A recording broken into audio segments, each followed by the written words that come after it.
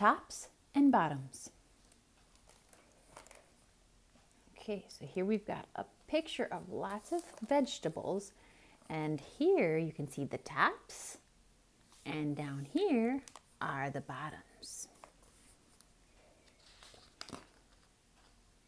Sometimes what you eat is the bottoms, like beets and radishes and carrots, and sometimes what you eat are the tops, like lettuce, maybe celery.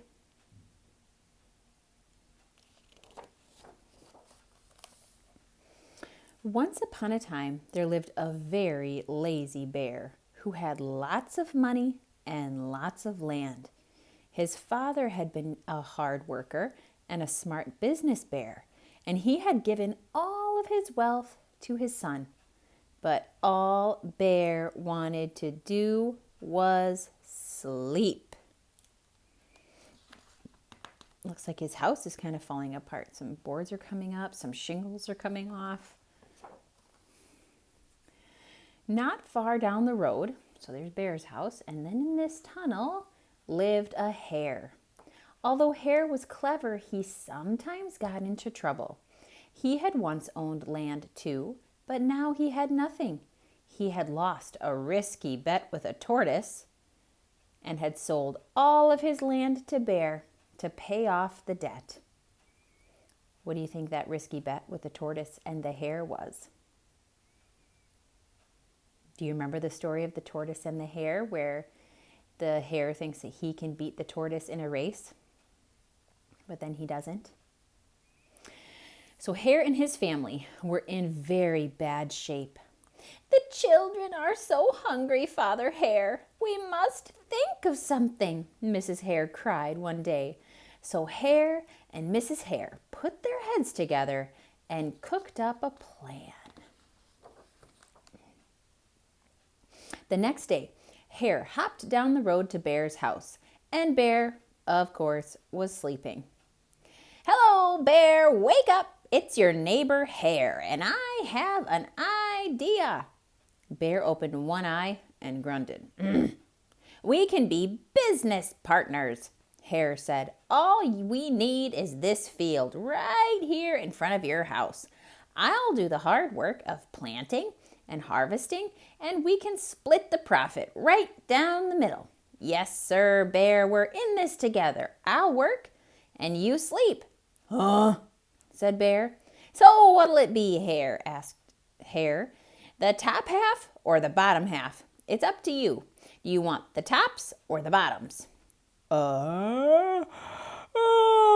Let's see," Bear said with a yawn. "I'll take the top half, Hare." "Right, tops." Hare smiled. "It's a done deal, Bear." So Bear went back to sleep, and Hare and his family went to work. Hare planted, Mrs. Hare watered, and everyone weeded. Bear slept as the crops grew. And I can see more things are falling off his house, more shutters. When it was time for harvest, Hare called out, "Wake up, Bear. You get the tops and I get the bottoms."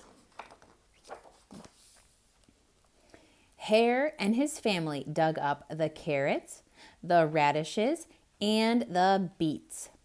Hare plucked off all the tops, tossed them into a pile for Bear, and put the bottoms aside for himself.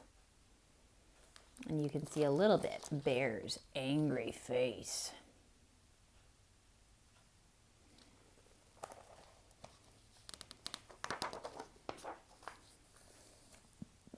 Which one do you think you would want? These bottoms or the tops? Bear stared at his pile. "But Hare, all the best parts are in your half." "You chose the tops, Bear," Hare said. "Now, Hare, you've tricked me. You plant this field again, and this season I want the bottoms." Hare agreed. "It's a done deal, Bear." Do you think he's going to plant the same things so that Bear will get these bottoms? Remember, Hare's kind of tricky. So Bear went back to sleep, and Hare and his family went to work. They planted, watered, and weeded. Bear slept, there's Bear, as the crops grew. Oh my goodness, more shutters have fallen off his house. Wheels have fallen off the wheelbarrow. He is not taking care of his things. When it was time for harvest, Hare called out, "Wake up, Bear, you get the bottoms and I get the tops." Hare and his family gathered up the lettuce, the broccoli, and the celery. Hare pulled off the bottoms for Bear, and he put the tops, where's the tops? Oh, in his own pile.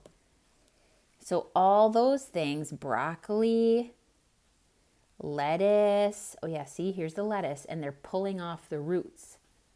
So you don't eat the roots of the lettuce, you just eat the top. And you don't eat the roots of the broccoli, you just eat the top. And you don't eat the roots of the celery, you just eat the top. So Bear has all these roots. Now he has the bottoms, but that's not the part you eat. Bear looked at his pile and scowled. "Hare, you have cheated me again." "But Bear," Hare said, "you wanted the bottoms this time." Bear growled, "You plant this field again, Hare. You've tricked me twice. And you owe me one season of both tops and bottoms." "You're right, poor old Bear," sighed Hare. "It's only fair that you get both tops and bottoms this time. It's a done deal, Bear." What do you think's going to happen? Do you think he's going to plant something so that Bear can have the top and the bottom? Remember, Hare's kind of tricky. So Bear went back to sleep, and Hare and his family went to work. They planted, watered, and weeded, and then watered and weeded some more.